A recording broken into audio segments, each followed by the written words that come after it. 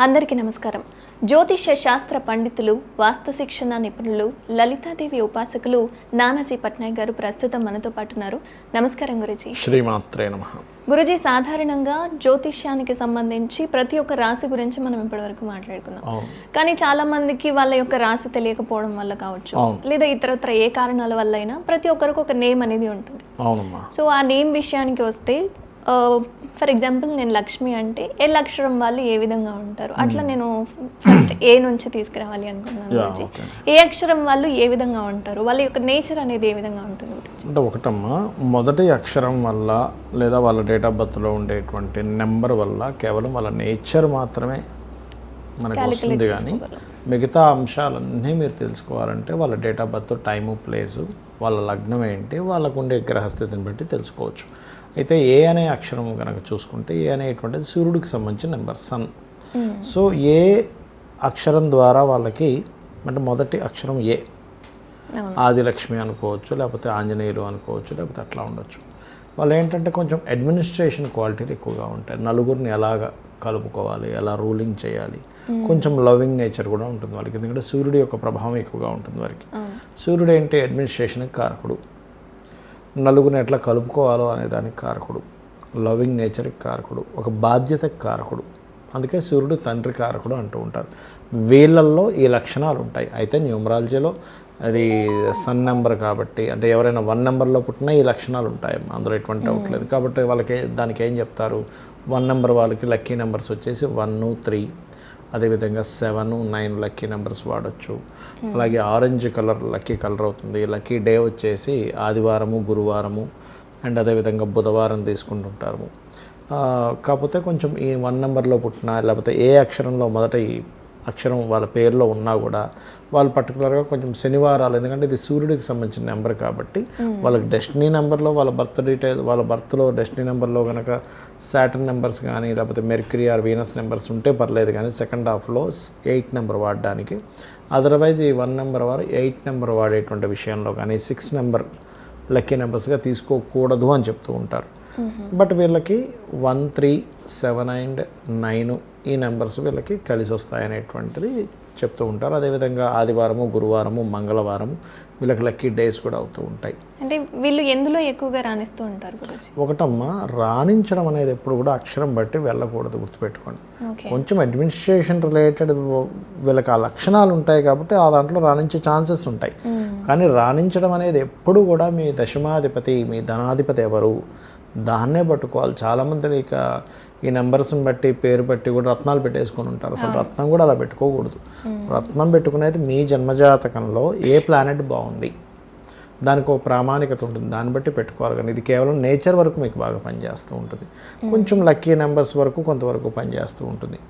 ఈ వస్త్రాలు, ఈ రంగు వస్త్రాలు ధరించవచ్చు. ఇప్పుడు 1 నెంబర్ గురించి మాట్లాడుకున్నాం మనం.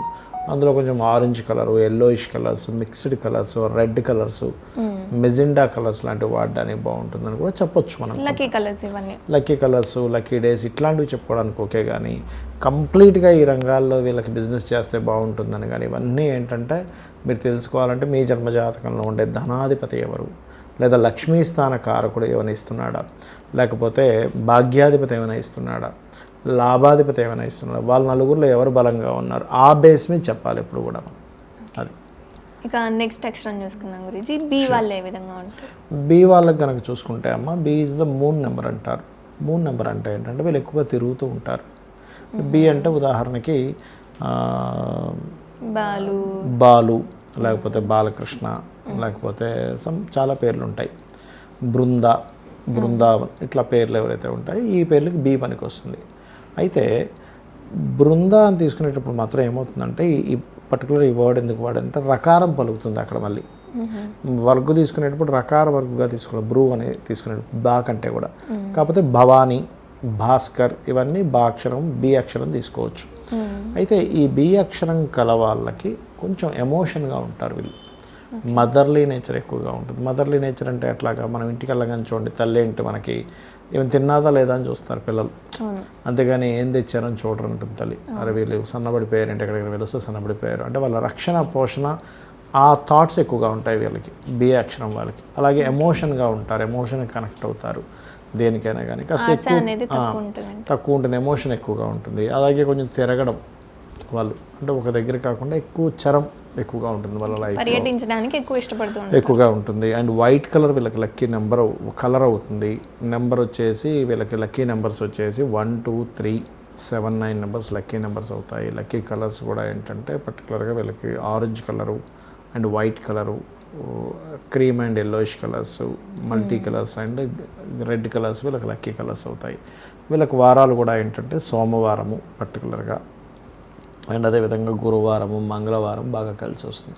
వీళ్ళకి కూడా వీలైనంత మటుకు శనివారం అవాయిడ్ చేయడం మంచిది చూసుకున్నట్లయితే. అండ్ అట్లాగే మరొకటి ఏంటంటే ఇక్కడ వీళ్ళకి ఎక్కువ ఎమోషన్స్ వల్లే కొన్ని లాభాలు ఉంటే నష్టం కూడా దాని ద్వారానే ఉంటుంది.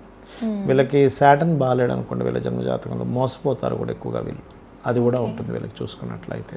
అది వీళ్ళ ఐస్ కొంచెం పెద్దగా ఉంటాయని కూడా మనం ప్రిడిక్ట్ చేయొచ్చు 2 నెంబర్ వల్ల. అది ఇక సి అక్షరం వల్ల ఈ విధంగా ఉంటారు. సి అక్షరం అనేటువంటిది జూపిటర్ని ప్రొజెక్ట్ చేసే నెంబర్, అంటే గురుత్వ లక్షణాన్ని చెప్పేది. అందుకని ఏంటి వాళ్ళలో గురుత్వ లక్షణాలు, గైడింగ్ నేచర్స్ ఎక్కువగా ఉంటాయి. అంటే వీళ్ళు ఏ రకంగా అయితే అవతల వాళ్ళని ఎలా గైడింగ్ చేయాలి, వీళ్ళ నుంచి మనం సలహాలు తీసుకోవచ్చు. సి అక్షరంలో అంటే సి అక్షరం మొదటి అక్షరంగా ఉన్న వాళ్ళు కానీ 3 నెంబర్లో పుట్టిన వాళ్ళు కానీ, 3 అంటే నాట్ ఓన్లీ 3, 12, 21, 30 నెంబర్స్ అన్ని 3 నెంబర్ కిందకే వస్తాయి. అయితే ఇందులో మళ్ళీ వేరియేషన్స్ ఉంటాయి. నార్మల్ 3 అనేటువంటిది ఏదైతే ఉందో గురుత్వ లక్షణాలు, బట్ 12 నెంబర్కి వచ్చేసరికి వీళ్ళకి ఏంటంటే కొంచెం గురుత్వ లక్షణాలు ఉంటూ అడ్మినిస్ట్రేషన్ ఉంటూ మళ్ళీ కొంచెం వరకు కొంచెం ఎక్కువ తిరగడము, కొంచెం ఈ తత్వం కూడా ఉంటుంది. కాకపోతే 12 నెంబర్లు ఎవరైనా పుడితే వాళ్ళు పుట్టినప్పటి నుంచి తల్లిదండ్రులు ఏదైనా ఇంతకుముందు డిస్ప్యూట్స్ ఉంటే అవి క్లియర్ అవుతాయి. 12 నెంబర్లో పుట్టిన వాళ్ళకి, 21 నెంబర్లో పుట్టిన వాళ్ళకి. మళ్ళీ 30 నెంబర్లో పుట్టిన వాళ్ళు ఏంటంటే గురుత్వ లక్షణాలు ఉంటే వాళ్ళు ఎక్కువ ఎక్స్పోజ్ చేసుకుంటారు ఆ లక్షణాలని అందరికీ తెలిసేలాగా, అదొకటి. అండ్ అలాగే మరొకటి ఏంటంటే ఇక్కడ చూసుకున్నట్లయితే ఇక్కడ వీరికి ఎక్కువగా ఏదైనా గుర్తుపెట్టుకోండి, స్పిరిచువల్గా ఉండడం కానీ, సి అనే అక్షరంలో వీళ్ళకి మొదటి అక్షరం ఉన్నప్పుడు స్పిరిచువాలిటీ మేజర్ రోల్ ప్లే చేస్తూ ఉంటుంది. అండ్ అదేవిధంగా కొంత పూజలు పునస్కారాలు ఎక్కువ చేయడం, ఇవన్నీ ఇంకా పేరు కంటే కూడా వాళ్ళ పర్సనల్ చార్ట్లో జూపిటర్ ఎలా ఉన్నాడు, కేతు ఎలా ఉన్నాడు అనేది కూడా తీసుకోవాలి మనం. అలాంటి ప్రభావం ఎక్కువగా ఉంటుంది. అండ్ అలాగే సి నెంబర్లో ఇంకోటి ఏంటంటే వీళ్ళకి పర్టికులర్గా గోల్డ్ రిలేటెడ్ సంబంధించిన వాటి మూలంగా కొంతవరకు, ఎందుకంటే జూపిటర్ గోల్డ్ కారకుడు కాబట్టి. అయితే ఇక్కడ ఏంటంటే ఆస్ట్రో న్యూమరాలజీ అని ఉంటుంది. ఆస్ట్రో న్యూమరాలజీలో మనం కేవలం ఏదో గురుత్వ లక్షణాలు మాత్రమే తీసుకోవడం కాకుండా వాళ్ళ పర్సనల్ చార్ట్లో వీళ్ళు పుట్టిన సమయంలో ఏదైతే గురువు ఎలా ఉన్నాడో దాని మీద బట్టి కూడా పేరు పెట్టుకోవాలి. యాక్చువల్గా ఇప్పుడు మనం ఒక అక్షరం మీద పేరు పెడుతున్నాం అనుకోండి ఎవరికైనా, చిన్నపిల్లలకి, వాళ్ళకి పర్టికులర్గా ఏ ప్లానెట్ బాగుంది. చాలామంది ఏం చేస్తారు, నక్షత్రం బట్టి పేర్లు పెట్టుకుంటారు, కానీ శాస్త్రంలో ఎక్కడ నక్షత్రం పట్టుకొని పేరు పెట్టుకోమని లేదు అసలు. ఎందుకంటే ఇప్పుడు శ్రీరామచంద్రమూర్తి పునర్వసు నక్షత్రంలో పుట్టారు ఆయన, మరి ఆయనకి చిత్తా నక్షత్రం పేరు పెట్టారుగా. రామ అంటే ఎవరు, చిత్తా నక్షత్రం, పేపోరారి. శ్రీకృష్ణ పరమాత్మ రోహిణి నక్షత్రంలో పుట్టాడు, ఆయన కూడా చిత్తా నక్షత్రం పేరు పెట్టారు. మరి అప్పుడు ఇంకా మునులు వాళ్ళందరూ ఉన్నారు, మరి ఆ నక్షత్రంతో పేరు పెట్టాలిగా, ఎందుకు పెట్టలేదంటే అది ప్రామాణికత ఏం కాదు, కంపల్సరీ పెట్టాలని రూల్ లేదు.